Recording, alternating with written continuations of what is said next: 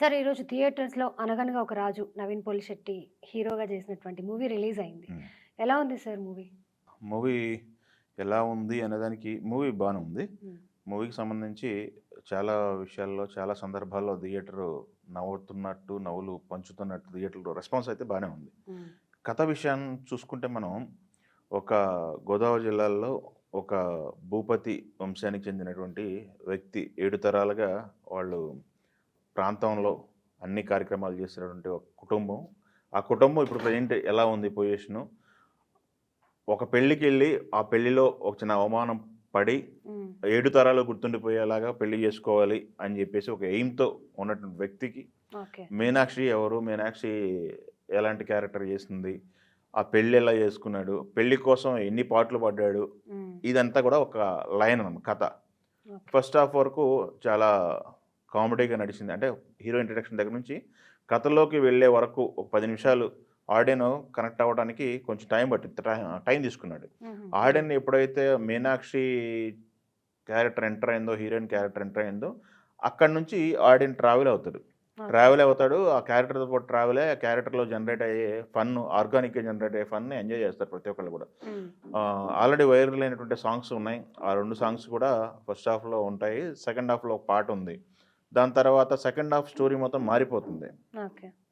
పెళ్లి ధ్యేయంగా బతికేవాడికి పెళ్లవుతుంది. హ్మ్. ఆ పెళ్లి తర్వాత ఒక ట్విస్ట్ ఉంటుంది. హ్మ్. ఆ ట్విస్ట్‌తో ఇంటర్వల్ బ్యాంగ్ అయితే మంచిగా ప్లాన్ చేసుకున్నారు. ఇంటర్వల్ బ్యాంగ్ తర్వాత సెకండ్ హాఫ్ స్టార్ట్ అవుతుంది. సెకండ్ హాఫ్‌లో స్టోరీ చెప్తే మనకు అది పొలిటికల్ సెటైర్ లాగా సెకండ్ హాఫ్ ప్లాన్ చేసుకున్నాడు. ఓకే. పొలిటికల్ సెటైర్‌లో ప్లాన్ చేసుకున్న డైలాగులు కొన్ని సీన్‌లయితే స్క్రీన్ మీద చాలా బాగా పండినాయి అని మనం చెప్పాలి. ప్రెజెంట్ సిట్యుయేషన్‌లో రాజకీయాలకు సంబంధించినటువంటి కొన్ని సెటైర్‌లు దాంట్లో వాడటం జరిగింది. హ్మ్. ఇది ఒక పొలిటికల్ సెటైర్ కూడా సెకండ్ హాఫ్ నడిచిందనమాట. ఓకే. కామెడీ జనరేట్ చేస్తూ ఆ సినిమా నడిచింది. ఒక 2 ఆర్ 30 మినిట్స్ ఉంది సినిమా. హుహు. హ్మ్. దీంట్లో మనకి 'మిక్కీ జే మేయర్' ఇచ్చినటువంటి సాంగ్స్ ఆల్రెడీ 2 సాంగ్స్ హిట్ అయినాయి. ఆ 2 సాంగ్స్ బావున్నాయి. హ్మ్. సెకండ్ హాఫ్‌లో వచ్చే ఒక స్పెషల్ సాంగ్ ఉంది.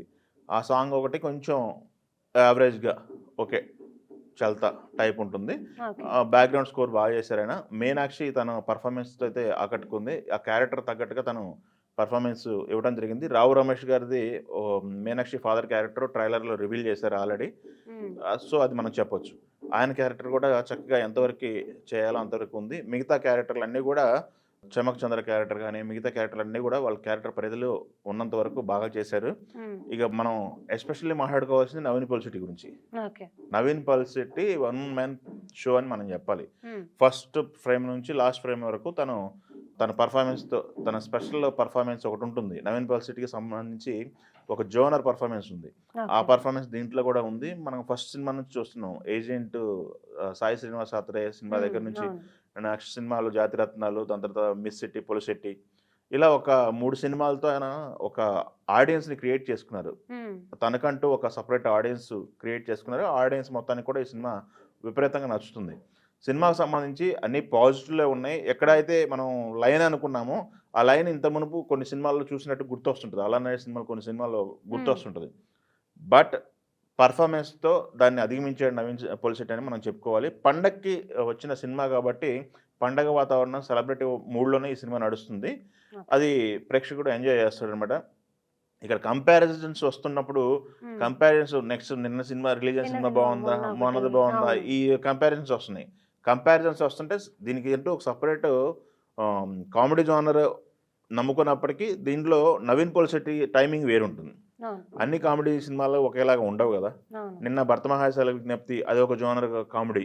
హ్మ్. అది రవితేజ గారు చాలా రోజుల తర్వాత ఫ్రెష్‌గా కనిపించారు. అదొక జోనర్ కామెడీ. అది ఎంజాయ్ చేశారు థియేటర్‌లో ప్రేక్షకులు. హ్మ్. చిరంజీవి గారిదంటారా ఔట్ అండ్ ఔట్ కామెడీ. అది మ్యూజిక్కు ప్లస్ అయింది ఆ సినిమాకి. ఓకే. అదొక ఓన్లీ కామెడీ పైన నడిచే సినిమా. థిన్ లైన్ ఉన్న ఓన్లీ కామెడీ పైన నడిచే సినిమా. హ్మ్. సో, కామెడీలోనే ఒక డిఫరెంట్ వేరియేషన్స్ ఉన్న సినిమాలు 3 సినిమాలు గూడా. అవును.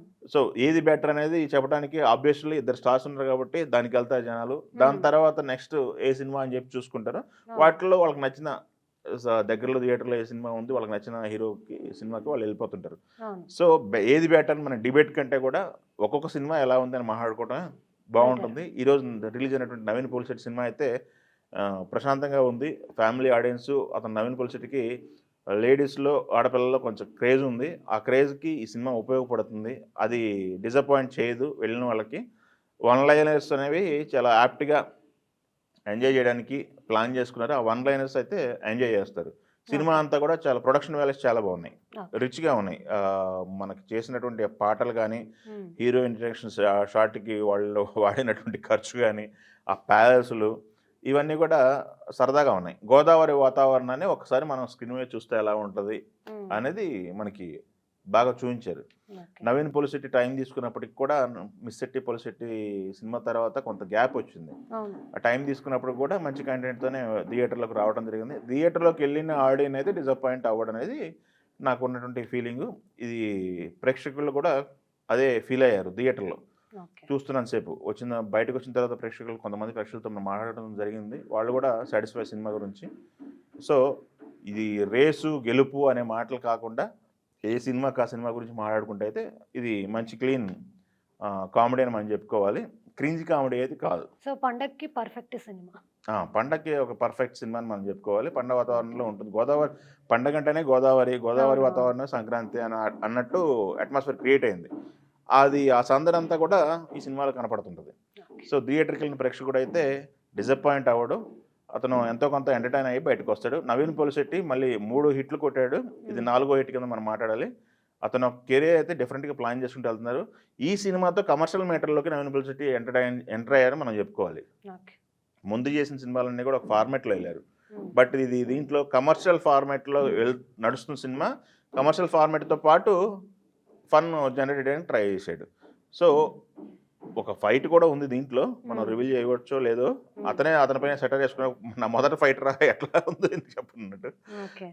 సో, అది ఆకట్టుకున్నాడు. సినిమా అయితే ఆకట్టుకున్నాడు. కమర్షియల్ మీటర్‌లోకి మారడానికి ట్రై చేస్తున్నాడు నవీన్ పొలిశెట్టి. ఇంకొక మెట్టు ఓకే. ఎక్కడానికి. ఇది ఈ సినిమా ఆయనకి ఉపయోగపడే సినిమాగానే మనం చెప్పుకోవాలి.